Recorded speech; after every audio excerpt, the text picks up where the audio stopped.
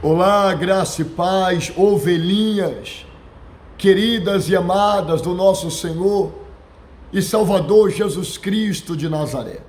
Que a boa e a poderosa mão do nosso Deus possa te alcançar agora, aonde você se encontrar neste momento. Eu tenho a certeza que o favor do nosso Deus estará tocando e chegando até você. Eu tenho aqui comigo a palavra do Senhor aberta no livro de Jeremias, aonde vai relatar a história de um rei chamado Zedequias, o tio do Joaquim, a qual reinou antes dele. E o Joaquim, ele fez o que era mal perante aos olhos do Senhor. E isso deveria servir como exemplo para o seu tio que reinaria após ele. Mas infelizmente, muitas vezes, não atinamos para o erro de pessoas que estão em nossas voltas. E às vezes olhamos, julgamos, condenamos, criticamos as atitudes dessas pessoas, mas de repente, se não vigiarmos, estamos fazendo igual a elas ou piores do que elas.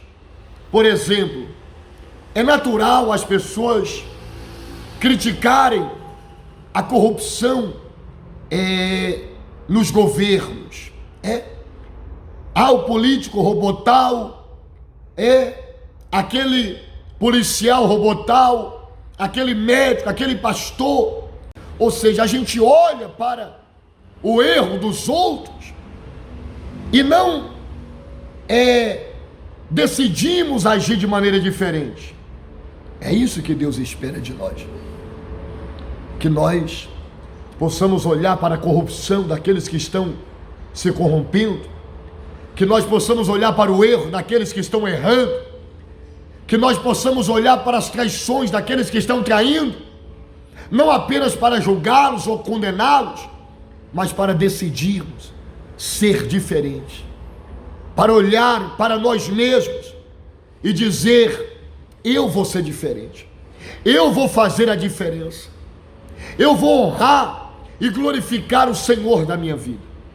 Porque olha o que aconteceu aqui na vida desse rei chamado Zedequias. Olha só, versículo 2: fez ele o que era mal perante o Senhor, conforme tudo quanto fizera Jeoaquim.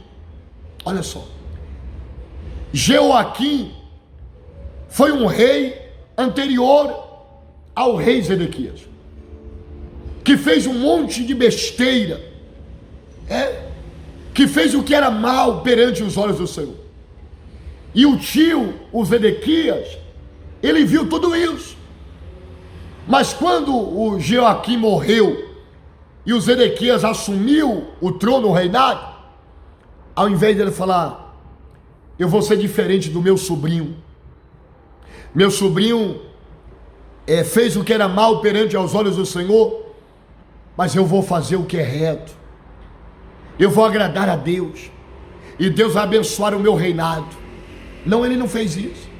A palavra está dizendo que ele fez mal perante o Senhor, conforme tudo o que o sobrinho dele fez.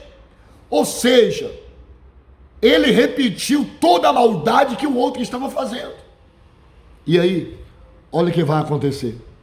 Assim sucedeu que, por causa da ira do Senhor contra Jerusalém e contra Judá, a ponto de rejeitar da sua presença Zedequias. Olha que coisa extraordinária. O que aconteceu? A ira do Senhor veio sobre ele, sobre o rei Zedequias, a ponto de Deus rejeitá-lo da presença dele. Você certamente não deseja isso para a sua vida, ser rejeitado por Deus, porque talvez isso seria a pior coisa que pode acontecer na vida de um ser humano, é ele ser rejeitado por Deus. é ele ser removido da presença de Deus. É ele não ser mais ouvido por Deus, é ele não ser mais visto por Deus como um servo dele. É o fim dessa pessoa. Ninguém poderá ajudá-la, porque se Deus se colocar contra ela, quem é que vai poder defendê-la da ira de Deus? Ninguém. Da mesma forma, se Deus estiver do seu lado, se Deus estiver a favor da sua vida, ninguém pode impedir a sua vitória, ninguém pode impedir o seu milagre.